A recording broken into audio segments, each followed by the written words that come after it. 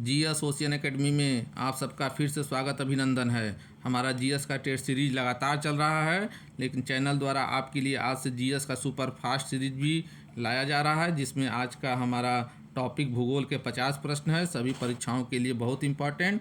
तो चलिए स्टार्ट करते हैं अपने टेस्ट को। आज का हमारा पहला प्रश्न, राष्ट्रीय दूरसंवेदी एजेंसी द्वारा भारत की बंजर भूमि संबंध एटलस कब तैयार की गई थी? 2005 में। दूसरा प्रश्न, विश्व की सबसे बड़ी कोयला की खान बांकी किस देश में है? जिम्बाब्वे में। तीसरा प्रश्न, जलोढ़ मृदा में किन तत्वों की प्रचुरता होती है? पोटेशियम एवं चूना की प्रचुरता होती है। हमारा चौथा प्रश्न, किस नगर को त्योहारों का नगर कहते हैं? मदुरै को त्योहारों का नगर कहते हैं।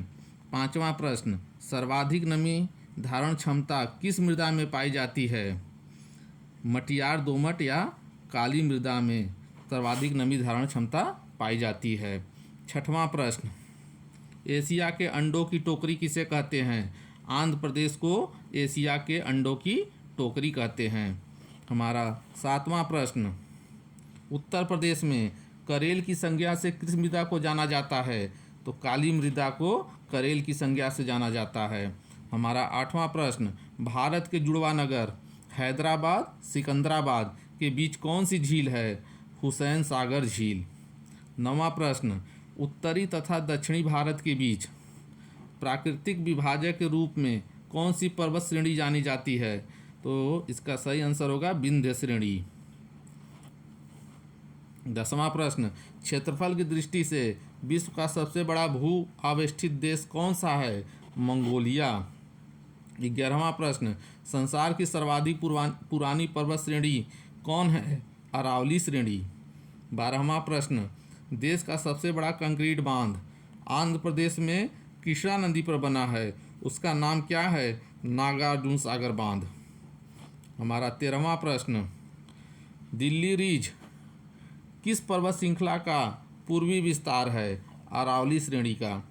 14वां प्रश्न, विश्व का सबसे बड़ा बैराज जो कि पश्चिम बंगाल में गंगा नदी पर बना है, कौन सा है? फरक्का बैराज। 15वां प्रश्न,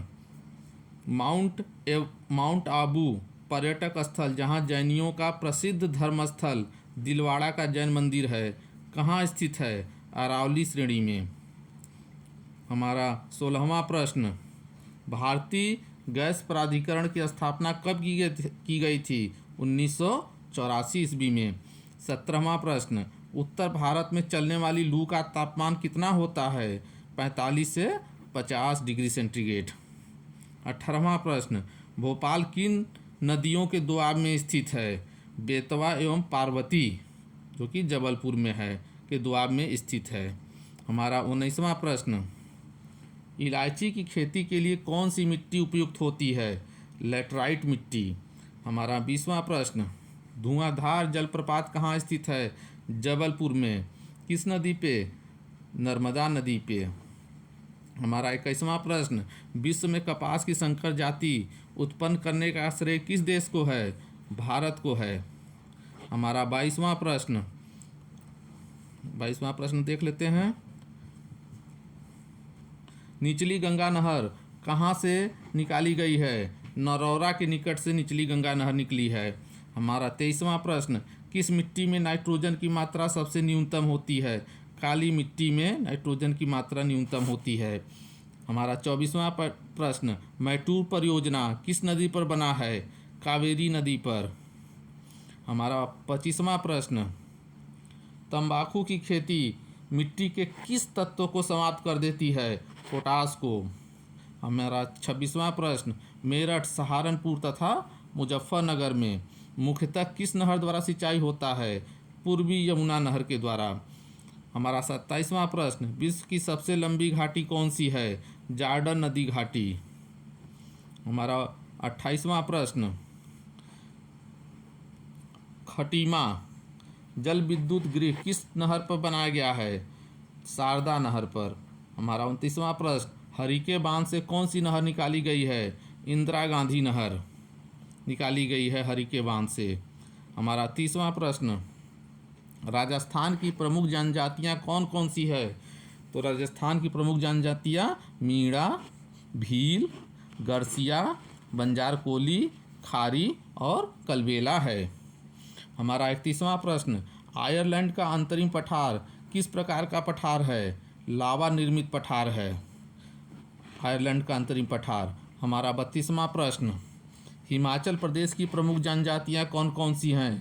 तो देखिए, गद्दी, किन्नौर, जद्दा, बकरवाल और गुज्जर, ये प्रमुख जनजातियाँ हैं हिमाचल प्रदेश की। 33वां प्रश्न, गंगा का डेल्टाई भाग पश्चिमी बंगाल तथा बांग्लादेश की सीमा पर स्थित किस स्थान से प्रारंभ होता है? तो गौर से प्रारंभ होता है गंगा का डेल्टाई भाग।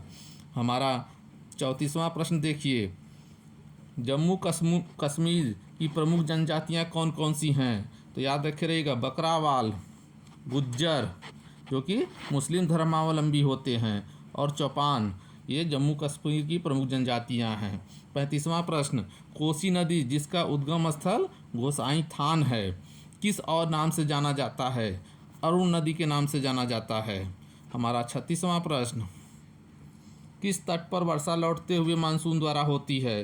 तो कोरोमंडल तट पे वर्षा लौटते हुए मानसून द्वारा होती है। 37वां प्रश्न, घाघरा नदी कुमायूं हिमालय के किस हिमानी से निकलती है? तो सीलम हिमानी से निकलती है। 38वां प्रश्न, घाघरा नदी को पौराणिक रूप से क्या कहा जाता है? तो वशिष्ठ की कन्या कहा जाता है घाघरा नदी को। हमारा 39वां प्रश्न, न्यूमूर, गंगा सागर, श्रीहरिकोटा, पावन तथा बैरन द्वीप कहाँ स्थित हैं? ये आपके बंगाल की खाड़ी में स्थित हैं। हमारा 40वां प्रश्न, भारत में वन महोत्सव 1952 में प्रारंभ किया गया, इसके जन्मदाता कौन थे? इसके जन्मदाता कन्हैया लाल मणिकलाल मुंशी थे। हमारा 41वां प्रश्न, गांधेर, एलिफेंटा, मिनिकॉय और विलिंगटन द्वीपें कहाँ स्थित हैं? अरब सागर में हैं।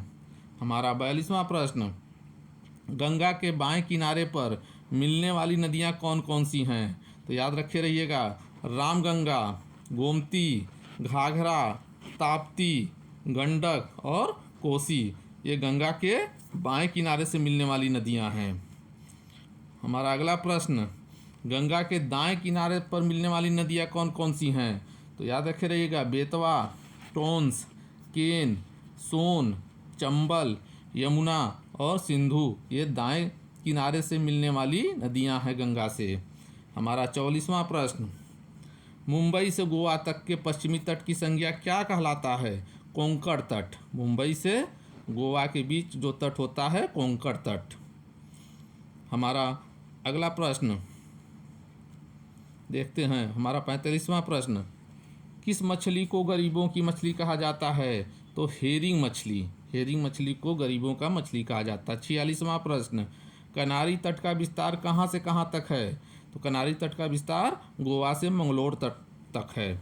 हमारा 47वां प्रश्न, किस देश को यूरोप का भारत कहते हैं? तो इटली को जो है यूरोप का भारत कहते हैं।